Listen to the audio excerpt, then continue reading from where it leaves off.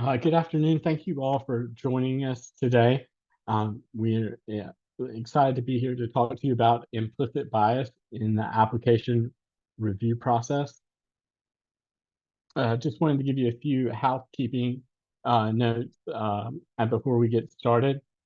You can ask questions at any time throughout the presentation today by using the Q&A question function in Zoom. And we will get to your questions at the conclusion of the presentation. My name is Jonathan King, and I'm the Director of Admissions and Recruitment at the Association of Schools and Programs of Public Health. Before we jump into the presentation, just wanted to kind of give a few highlights about what ASPPH has been doing. ASPPH was working behind the scenes on how to respond appropriately to the SCOTUS decision for months leading up to the decision. Many different offices were part of ASPPH's response, including advocacy, academic affairs, student pathways, external relations, and many more. So we've really been paying attention to the SCOTUS decision on affirmative action and really trying to be proactive in providing a response that will better equip our members through the application review season. Right now, we're really kind of excited about shifting the focus to a mission-aligned application review. And the goal of this would be to connect the application review with the university, school, and program mission. Using the SCOTUS decision was a great opportunity for us to pause and reflect and recommit to our mission, values, and principles. So this mission-aligned application review is intertwined with holistic admissions, and it's kind of the next step in the evolution process of application review. I did want to also make sure we plug some of our upcoming trainings. The one that I really want to plug is for everyone who is going to be in attendance at APHA next week on November 15th. We will have a building and admissions rubric training.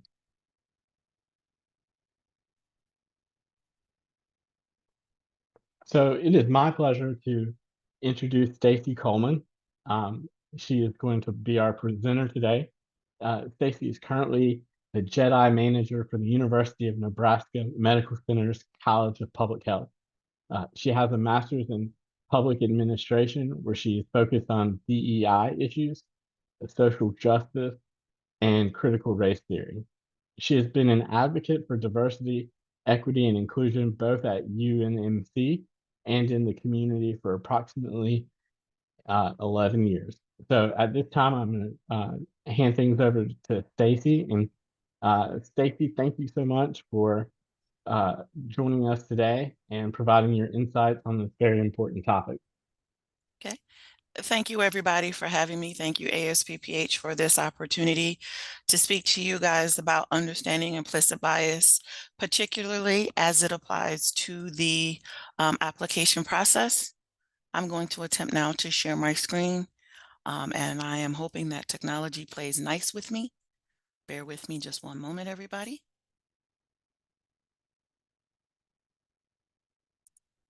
Okay, there we go. Okay, so you guys already saw that part. Just real quick, and I'll try not to be before you long this afternoon. Just some quick Nebraska facts, as I am currently in Omaha, Nebraska.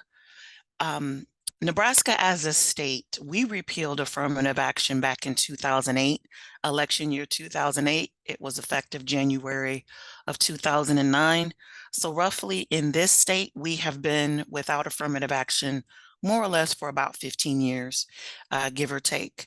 However, and this is something that I wanted to put into the slide deck to encourage you guys, is that not having affirmative action doesn't necessarily mean that your enrollment has to take a hit.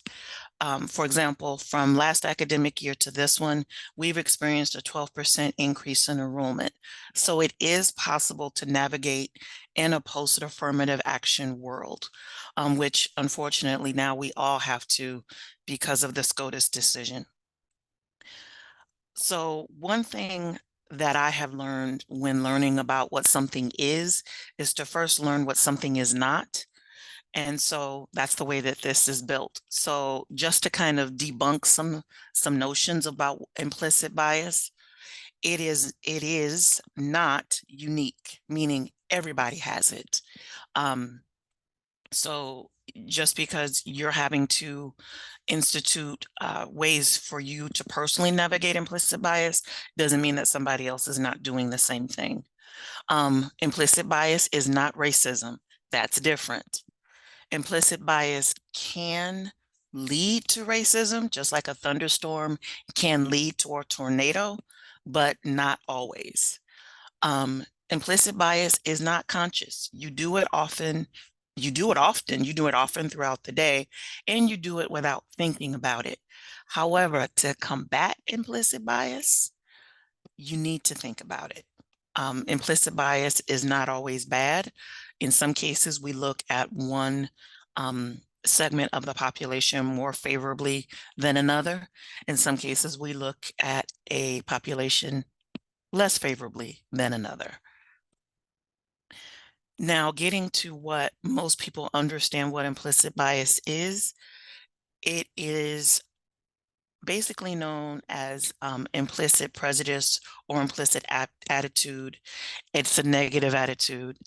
Again, this is the common understanding of implicit bias, of which one is not consciously aware against a specific social group. So when you're thinking about bias, implicit bias, it really is more or less across the board for a specific social group or groups. Here are some examples of those groups. By no means is this comprehensive. This is what I tell everyone whenever I do this presentation, because everybody wants to say, well, you left something out.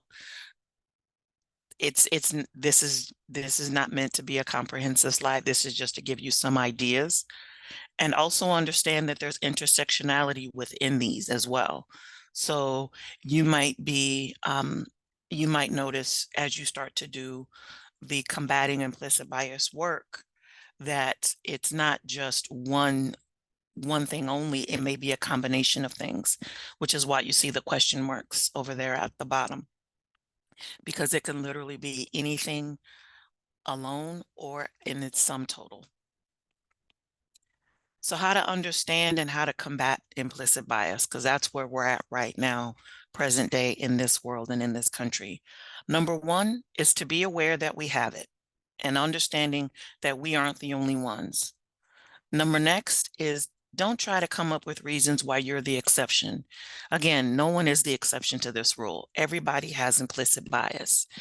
Everybody's implicit bias doesn't necessarily show up in the same way or at the same time or in the same circumstances, but everyone has implicit bias. Number next, be aware of the things that you can do to combat your implicit bias. Evaluate the situations, the social structures that you see your implicit bias coming up in, and educate yourself accordingly. And also be aware of their impact. And most of all, be accountable, be reflective, and be intentional. So when I was preparing for this presentation, one of the things that I thought of is about roughly about a year and a half ago. It was around this time of year, I was getting ready to go into a grocery store on a part of town that was predominantly African American. And I was in my car and I was retweaking my grocery list before I left my car and walked into the grocery store. And an African American man walked by my car. And when I saw him in my rearview mirror, because he was walking behind my car, I was already parked in the parking space. I instantly looked at my car doors to make sure that they were locked. And then I stopped myself and sat in my car for a few minutes and said, "Stacey, what are you doing?" And I realized in that moment that implicit bias is also not something that you can necessarily have towards others. You can have it towards groups that you yourself belong to, and they not always be positive. Sometimes they can be negative. So what I had to do in that space was I literally had to have a conversation with myself. Ask myself why, as you'll see in my next slide. Ask myself, why do I feel a particular way? Why do I feel this particular way? And how can I navigate around it? So I said to myself, this is what I said in that moment. And this is just, again, for those of you on this call to use as food for thought as you continue on with your work. What is it that you're concerned about? And I asked myself that question, and I realized that the things I were concerned about in that moment did not exist. That man was not thinking about my car. He was already in the grocery store by the time that I realized that my doors were locked already and why I was concerned about that in that moment. So I asked myself, why was I concerned about something happening that never happened? And also, I realized he was going into this grocery store with the same intent that I was. We both had groceries on our list that we needed to get to take home. So that's just a quick story to tell you guys to help you understand that combating implicit bias is a daily thing. It's an ongoing thing. It's not a one and done. And you really need to be reflective and intentional. Before you're intentional and reflective with others, you need to be real and reflective and intentional with yourself. We often use implicit bias as a defense mechanism. So just like I told you in that story that I gave y'all, ask yourself why you feel how you feel, what you feel in those certain situations with certain people, and be honest. Again, being accountable, honesty is the cornerstone of accountability. So now we're bringing it to the SCOTUS decision that just came down this summer and the application processes that we have. So some ways to help combat implicit bias in those settings is your committee size. I always say keep it to a good odd number. Why? Because if you have 3, 5, 7 people, I don't necessarily recommend a committee being, very, very large. But if you have an odd number of people, you're less likely to have split decisions. There should and hopefully will be always somebody to help make the decision yay or nay. New versus experience simply means you kind of do it like we do with our U.S. Senate, excuse me. You want to not just have a whole room full of people that this is their very first time being on an application committee, nor do you want to have it always the same people over and over. You want to kind of mix it up. And so, again, keep it a nice heterogeneous mix of new versus experience, because you'll get new opinions, new schools of thought that will, again, help you reflect and increase your enrollment. Truly review all. I put all in caps. The entire application that applicant sends to you, review all of it. Typically what we like to do sometimes is we want to skip over the parts that we don't feel are relevant to us. And we may want to skip over, for example, someone's personal essay, personal statement, and go straight to the transcript.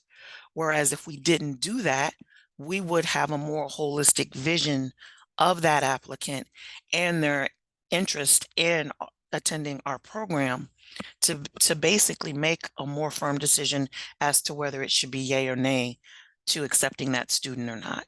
So review all. Yes, it will take time. Yes, it will take intentionality and effort, but really and truly, like Johnston was saying at the beginning, to be more mission driven is to consider the the applicant as a whole individual and not just one segment of their application. Utilize your admissions departments if you have them. Hopefully everybody has one. Um, Ask them questions. Help if there's clarity that you need to get on an element of an applicant's application or student's application. I like saying that better than saying applicant's application twice. um, do that because again, they may understand a little bit more. Um, because, for example, in our college, the admissions process, the application process is decentralized. So we have 5 departments, there's 5 committees, one per department. So one committee may put more focus on a transcript, whereas another committee may put more focus on a personal statement. But again, utilizing that admissions department, our admissions department that is for our entire college, to ask questions, get clarity, address concerns is vital. And also be willing to ask questions. So that's why those question marks are at the bottom of the slide, is to consider all of those things when you are sitting on an application committee. The important thing to remember when doing justice, equity, diversity, inclusion, accessibility work is that we are all holistic individuals. No one person represents one thing only throughout a 24-hour day. We represent a heterogeneous mix of things. So that's, as we move in this world as holistic, full, complete, unique individuals, we need to remember that when it comes to the admissions process. So again, be reflective, be intentional, and to be strategic.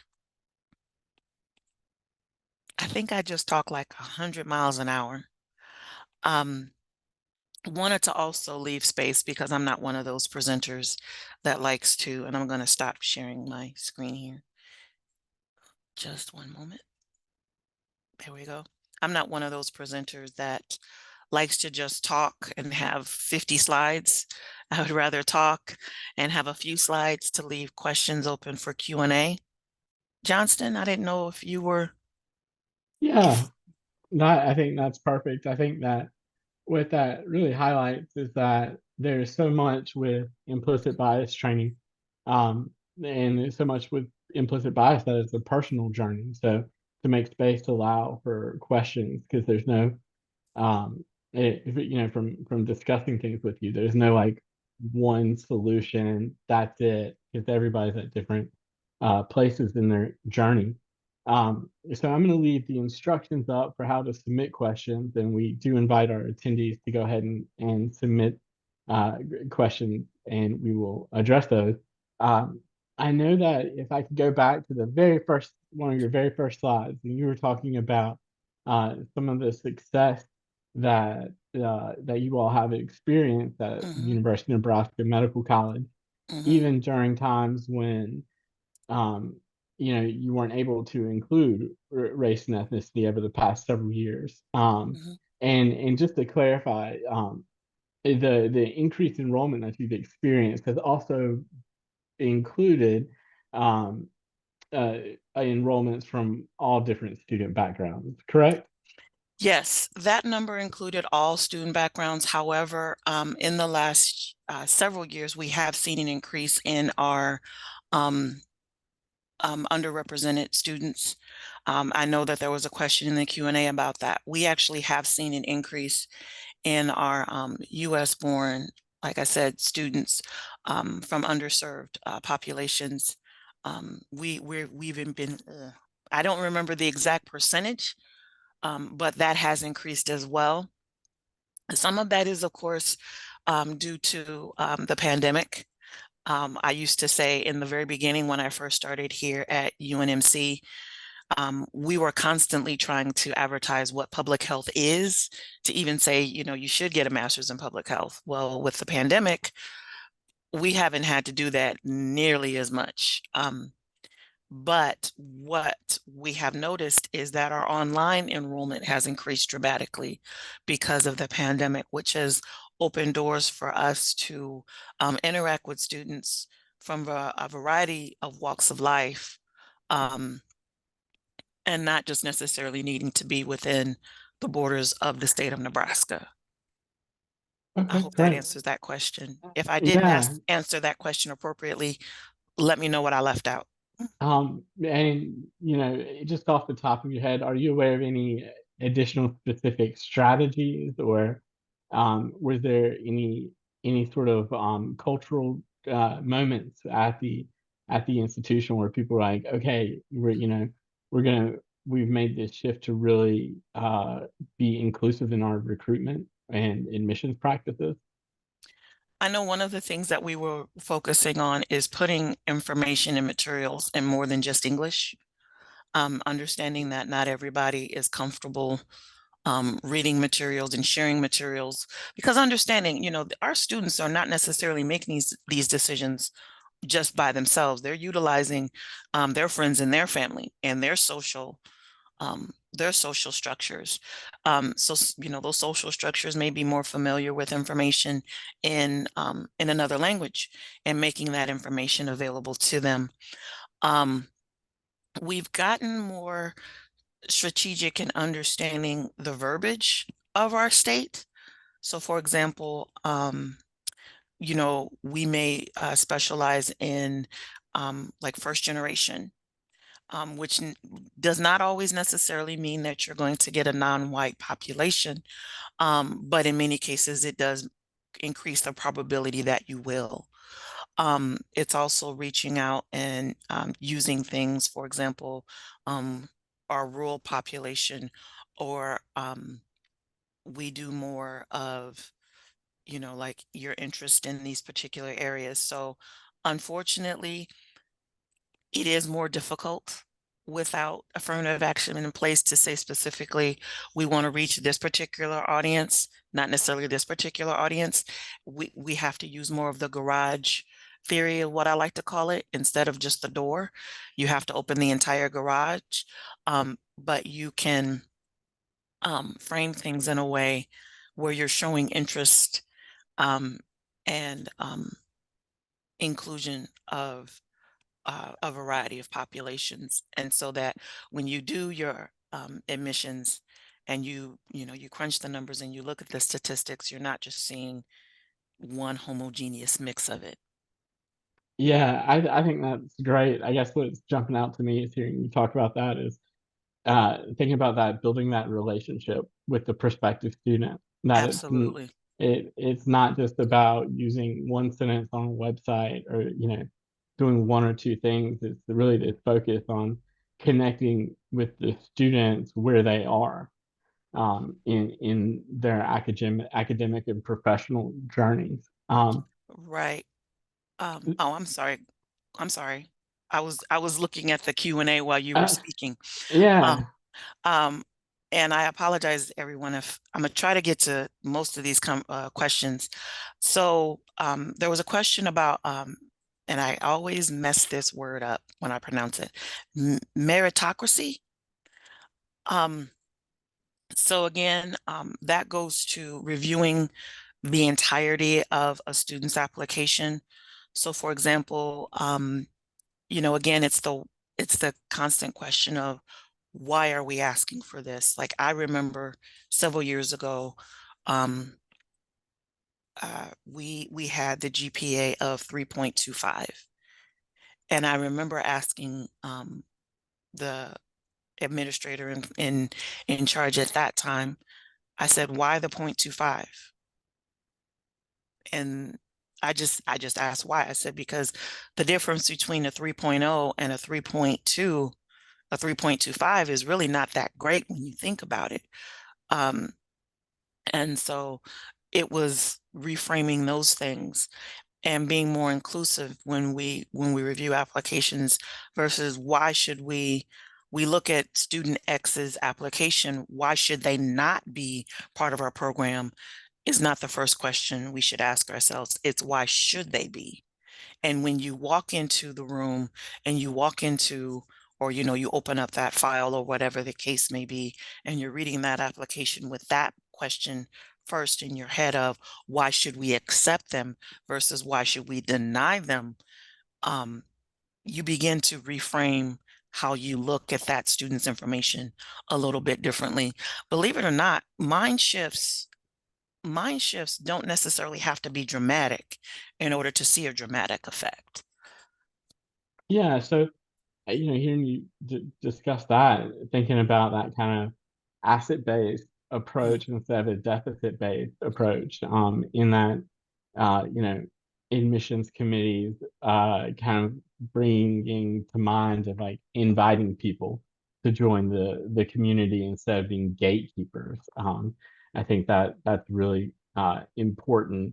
It kind of that mentality of how we show up to the review process, what's our mentality, what's our attitude towards it. Do you think that it can impact uh, how people review applications?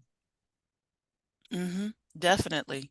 Um, I apologize. I was reading while you were talking as well, Johnston. I apologize. I'm multitasking here this afternoon. Um,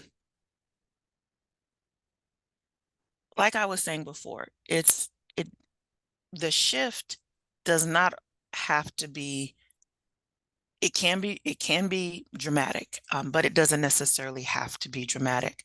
So for example, when you're thinking about um, that inclusion versus exclusion type mindset, when you look at a student's personal statement, again, a lot of times we say yes to, when we're looking at the personal statement, a lot of times we find ourselves either agreeing with that student's life, like, okay, I remember that from my life experience. Like, I have similar life experiences as some of the students' personal statements, personal essays that I'm reading, and in some cases even editing. I have that experience too. But in some cases I don't. But really it's about understanding, when I read this student's essay, when I read this student's very, very abridged life story, do I think that they are passionate enough about public health to be successful in a public health program, to understand the rigors of what's going to be necessary for them to complete it? Whether the name is, X'd out and I can't see the name, or whether it's present, whether I know certain racial demographic information about that applicant, or whether I don't. Is it, am I walking into that application setting thinking, I'm trying to find students, individuals that can be successful? And if the answer is yes, then so be it.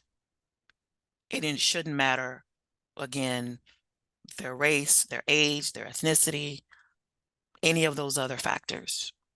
That part of the story is not relevant. Having that grocery store moment, like I just told you guys about, having that grocery moment of being afraid is not necessary. It's about really truly understanding holistically, is this an individual that I believe can succeed in our program and do well and do great things in the community and beyond? Or is this somebody that I don't?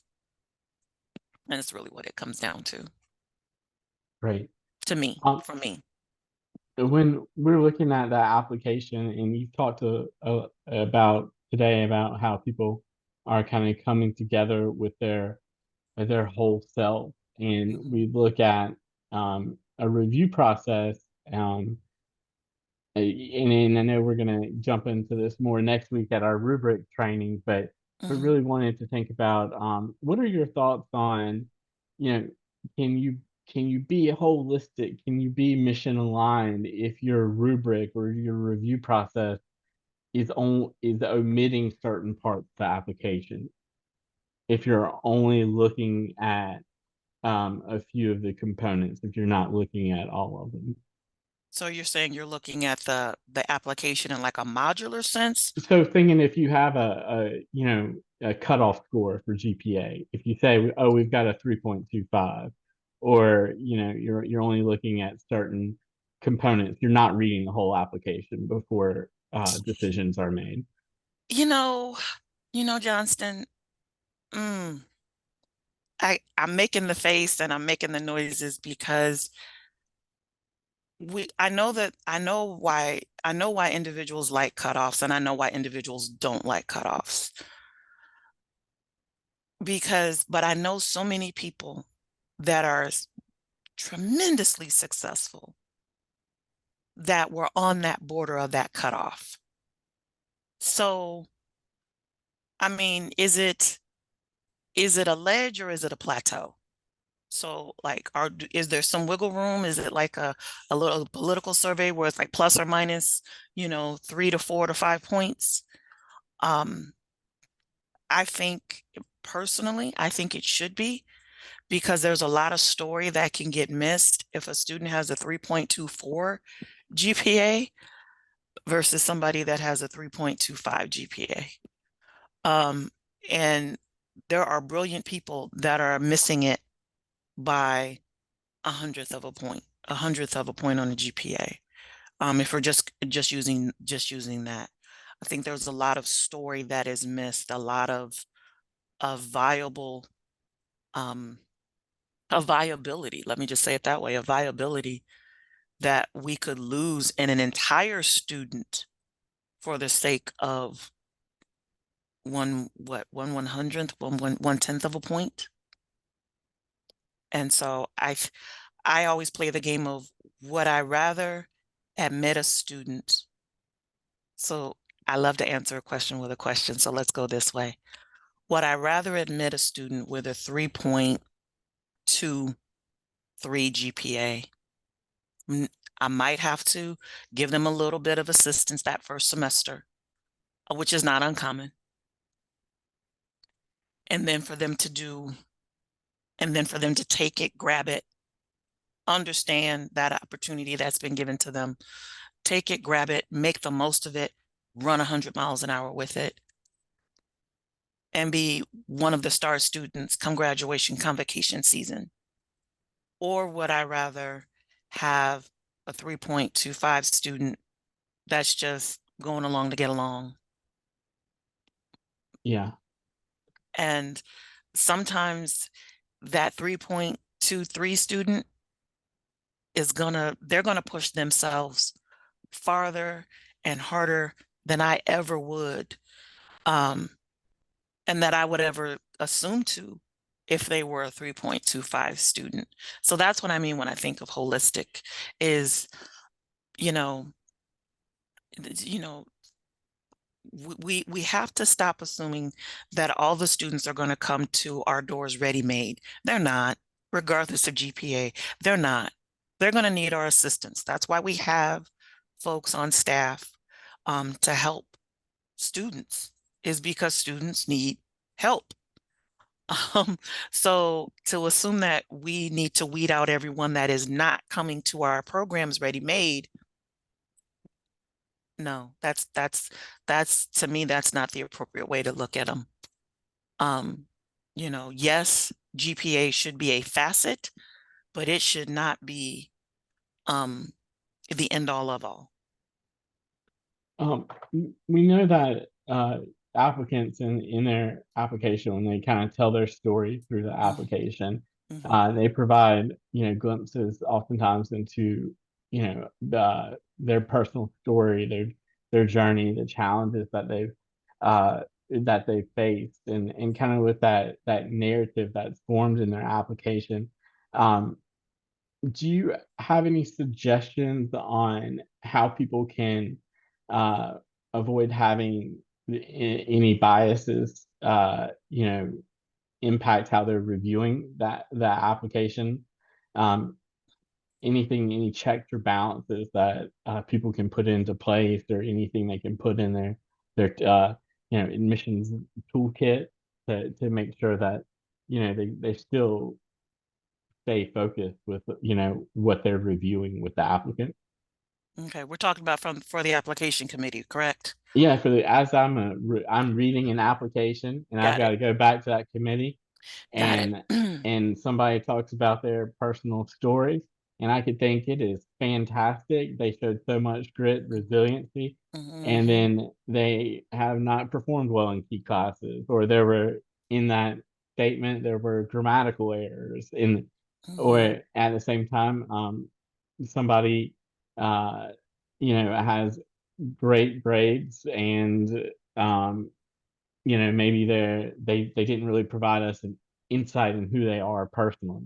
Thinking about, in every situation, how what can people do to keep their bias at check from influencing the decisions one way or the other. Well, here's what I like to think about when I think about the personal statement of an applicant is this is your chance to tell us, why you should be selected versus, like if we have only so many spaces to fill, um, why should you be selected versus someone else?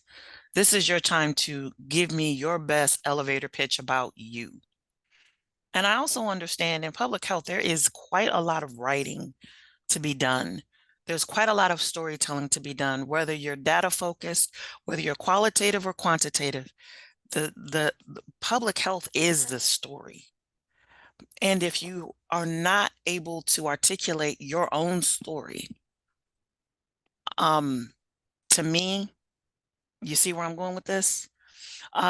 So I'm more apt to focus on an individual, again, regardless of all those other things that I've listed on my slides earlier in this presentation.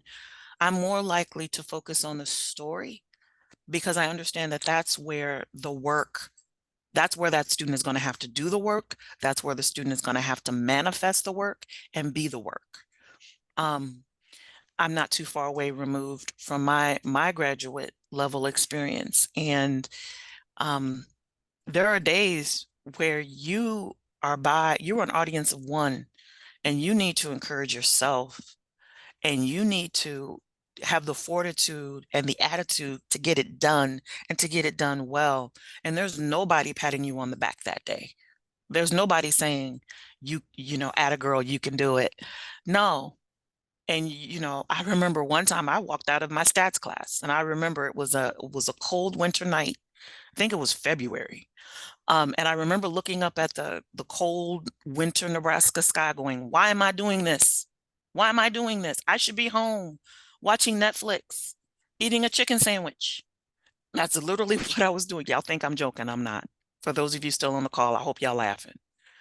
But by the time I got home, I realized I'm not going to quit, even though I want to quit. I'm tired. Okay, take a break, but don't quit. So those are the types of things that I want to see a student bring forth in their personal statement. Regardless of how you look when I see you face to face, I want to know that, yes, you may have a moment, but you know how to handle that moment, let that moment pass, and still get back up and get the work done. That's what I want to see. To me, those are the students that do well. Again, regardless of how they look when I see them face to face, those are the students that well, quite frankly, they encourage me. And those are the students that I would like in our program. Um, and so moving past the elitism of, well, we're the best of the best. No, it's again, can this applicant be successful in our program? Yes. If so, why? No. If so, why? And again, having that odd number on the committee helps that discussion. I also think application committees should have discussion because sometimes how I'm thinking about a student may not necessarily be the way that we ultimately need to go. But again, why do you feel this way about this student versus me feeling this way about this student? Okay, well, then what do other committee members have to say? And again, that holisticness, the holisticness of having conversations with each other, about each other, to benefit each other. Oh, that's good. I should write that one Yeah, down. yeah. That is a good reminder that we are recording this webinar and we'll be posting it online.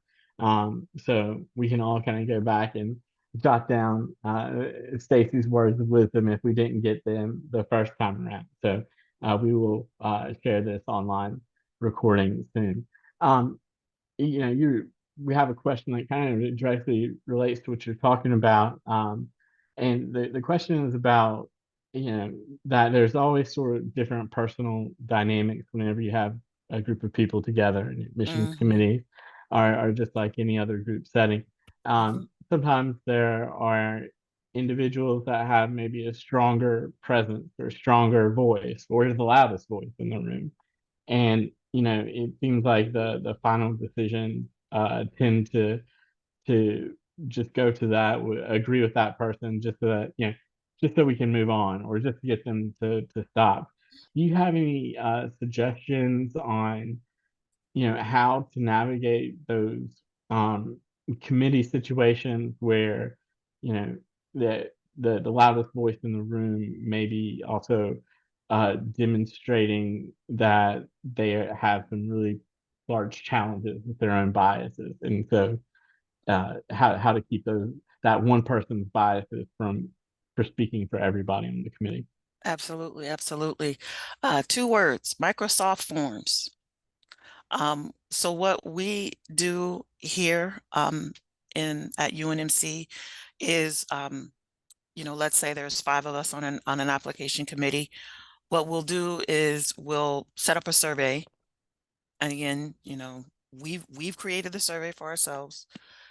And again, it just has the rubric in there of, yes, student so and so, and everybody can put in their feedback anonymously or not, again, depending on how you want to set that up. But it gives everybody that opportunity to say what they need to say about that applicant without feeling that they're going to be shot down. It also helps to make the most of the time that we are live as an application committee in front of each other, either via Zoom or in a conference room, however the case may be, because we can really say, okay, well, you know, you know, application number 15, there's five of us, we all agree, so that person's in, because there's there doesn't need to be a lot of discussion when there's a unanimous yes or a unanimous no. There needs to be a discussion when there's not a unanimous yes or unanimous no, or when there's a good split between the room or someone's indecisive, then that may be the time to have a conversation. But you need to have a conversation about all 15 of your applicants, just using that number as a hypothetical number. Maybe not. Maybe you only need to have an in-depth discussion about 5 out of the 15. So be it. And again, it gives everyone the space, and hopefully over time the comfortability. Understanding comfort comes with time. It doesn't necessarily mean you're going to be comfortable that first application committee meeting, but hopefully in time you will, to say what you need to say and to be your authentic self on that application committee to help the student be their authentic selves once they come into your program. Um, so when we have these discussions, or institutions have their own training, Hmm. sometimes people go to training or they go to these discussions and they Hmm. sit through it, and then when Hmm. it comes around, it's like, okay, who all attended the conversation? I did, and I attended the discussion on implicit bias, and then it's like we check off the box and we get into these different review settings, committee settings, Hmm. and we kind of revert to our old ways. Um, and we can say, "Oh, yeah, we did it," but we can't. We may have those colleagues that may not kind of really commit, to being more inclusive in the review process. Um, what suggestions do you have for those uh, for those people out there that may feel like some of their colleagues are just going through the motions, or that they feel like, yes, they attended, but they didn't really take it in. Hmm. That's not an easy question to answer. I mean, it is. I mean, in my world, I would love to just say, maybe you don't need to be in the room. But understanding that's not always what we have, we don't always have the opportunity or the authority to say that. and we have to interact with those that are in the room because those are in the room. Number one, encourage more training. Again, you know, like I was saying earlier with my presentation, this is not a one and done process. Justice, equity, diversity, and inclusion, accessibility, it's not a one and done process. You don't go to one training and know everything there is to know. You don't read one article. You need to be intentional, and you need to be intentional about it consistently. And so it's really about, what are you doing from application cycle to application to the next application cycle? What trainings are you putting forth to those, not just those decision makers, but your entire program at large, the faculty and the staff that are not just responsible for making those decisions, but help those students when they get to your campus, to get to your program. Again, remember, these students are not going to come day one of that semester ready-made and ready, you know, to do everything out the gate. They're going to need access to resources, individuals, and again, how accessible are the individuals they need to reach? How accessible are the resources that they need to have? So we need to educate ourselves in order to educate the students when they arrive to our campuses, to our programs, to our colleges. We just need to. It's not a one and done. Um, some people prefer to do a more asynchronous training, something where they can read and listen to on their own time. Again, make those opportunities available to your faculty and staff year round, instead of just, you got to show up and do this. Because Yeah, sometimes people are just too busy to do that. Again, it's like, but here's some food for thought. Here's an article to read. Here's a video to watch. Here's a recording to listen to. You can, sit at your desk, eat your lunch, listen to a quick recording. You don't have to do, everything. Again, it doesn't necessarily take a consistent grand gesture. It's little things. My mother used to say, pennies make dollars. And so, it's what you do on an ongoing basis that really matters. yeah. I think what's kind of cool about what you're saying, what I'm hearing from kind of the admissions perspective, is that we're committing to being inclusive, not just in an application review, but in the entire student experience. And that Yes. the admissions process is one piece of that. And then the other thing is that how can we continue to evaluate our review process? I think sometimes people get to the end of the cycle and they're like, oh, good, I've read my last application and I'm done. I don't want to think about admissions for a while. And Hmm. realistically, like to make some changes, we have to kind of go back throughout the course of a student's journey and reflect on the admissions process, and Hmm. did it provide us with the insights that would help us identify who has demonstrated abilities and attributes to do well in the program. um you know One of the great things about public health is that there are so many different areas, departments, concentrations. And then I think within some schools, there are kind of like subcultures within, that this department has Hmm. emphasizes different things and that department emphasizes other things.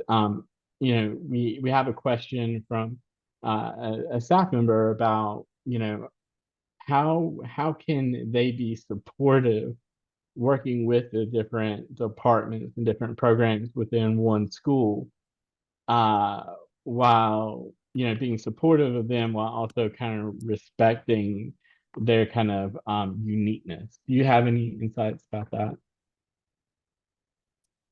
Talk to folks. That's, to me, the best insight. Ask. I went on a listening tour earlier this year of reaching out to all the chairs of the 5 departments that we have, listening to folks, continuing to listen. Again, that's not a one and done, uh, not one and done thing either, but continuing to listen because we as individuals, we evolve. The landscape that we're living in is going to change. Um, we know that. We know public health is changing.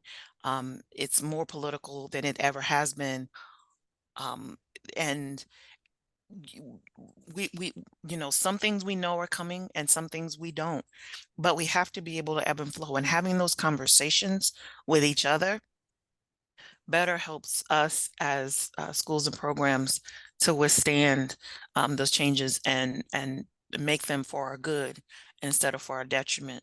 So I say constantly have conversations, reach out, um, listen, um, and not just the faculty and the staff within that department, but maybe also some of the students as well. Um, so again, listening to everyone, because everybody's story does matter, as much as you can, to figure out where the help is needed. And if you have that resource or if you know of a resource that can help. Um, that to me, I think is paramount, is listening to folks, asking folks questions. Um, yeah, And that's the best answer I can give to that question. and in thinking about working with groups of people, and oftentimes one of the more common biases that maybe shows up sometimes during application review is when somebody says, "Well, I had to do it that way, so the Mm, applicant should too. I had to take the GRE, so the applicant should too. I had to do it this way. I went through that. The applicant should have to do that too." Do you have any insights on how to manage those conversations? ask why. Like, okay, understanding. All right, well, that was then, however long ago then was. Um, that's not, again, I just said, the landscape is constantly changing. So we understand that the landscape is constantly changing. So we can't say, well, I experienced X, therefore you must experience X. No, I mean, we can say things like, I took a class, a social determinants of health class. You should also take a social determinants of health class. But the contents, the curriculum within that class, to some degree, should change.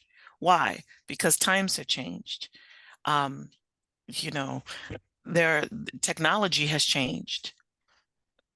So to me, um, that is not a good foundational reason to continue to do stuff just because that's the way that that's always been done. I've noticed that that tends to put people on the road to irrelevancy very quickly because at some point the audience, meaning the students, says, I don't have to do it that way. I can go over here and do it a totally different way than what you want me to do it. And then, all of a sudden you become irrelevant very quickly.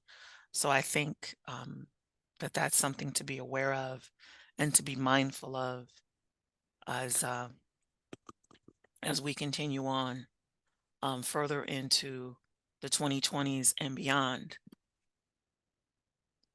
We're constantly moving away from, the way we did it 5 years ago. To some degree, is not the way we can do it present day.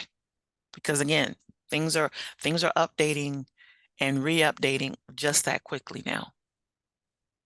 Um, Yeah, I it I is what know it is. we have a lot of good questions in I hear these questions, and it's also bringing to light that at additional point time we need to make space to have a conversation about the challenges that international applicants uh, encounter, especially with language proficiency tests, Mhm. the transition to campus. So I want to acknowledge that I see those questions, I hear those questions, But we want to make space to really, I think that's a topic that deserves its own separate hour of a really big to dive down to be able to adequately discuss. So I didn't want the people that are asking those questions to feel ignored. Um, Mhm, we're kind of coming up to the end of our hour, and I want to be respectful of everybody's time. And Stacey, I wanted to kind of, we've had some good discussions preparing for this. We've had mhm, some, mhm. today's been very informative, and I just wanted to kind of give you space is there any kind of final thoughts you have, or is there any words of encouragement you'd like to share with our attendees? Um, well, number one, keep up the good work. Um, you know, the world needs public health practitioners. It needs public health in the academic setting to prepare the public health practitioners. Um, I'm not going to quote the Whitney Houston song, um, but I remember when I was first starting to do DEI work in the College of Public Health. I remember speaking to an administrator saying, if not us, who? If not now, when? And the answer is it's us right here, right now. Um, so that's my best words of encouragement. Um, do what you can. Um, give yourself grace. This work is not an exact science. We know public health is it's not necessarily an exact science. Doing JEDI work and DEI work and DEIA work is not an exact science either. And again, it's also constantly evolving. So keep up the good work, give yourself grace, um, and just keep doing what you feel is the right thing to do for your faculty, for your staff, for your students, for your incoming students, for your incoming staff, and for your incoming faculty. I I think that's always good to get that kind of uh, reassurance of how important it is to provide yourself grace and others with grace as we all look to make some needed and important changes, Hmm. and as we continue to uh, r- recruit and enroll and graduate the next generation of public health leaders into our programs. Um, I do want to take a few minutes just to remind people that we do have our upcoming admissions rubric training at APHA. You can find out more on the ASPPH website. We can also we'll send out the link to attendees of how you can register for this in-person training. That'll focus on building an admissions rubric. We oftentimes talk about the let the rubric guide the discussion. We talk about getting away from cutoff scores, and we don't want to fall into the habit of just creating rubrics that are cutoff scores because we know applicants are more than just a score, whether it's a rubric, GPA, or test score. They are people. Um, and then also, I just wanted to kind of close things out today and just say thank you to everyone who attended.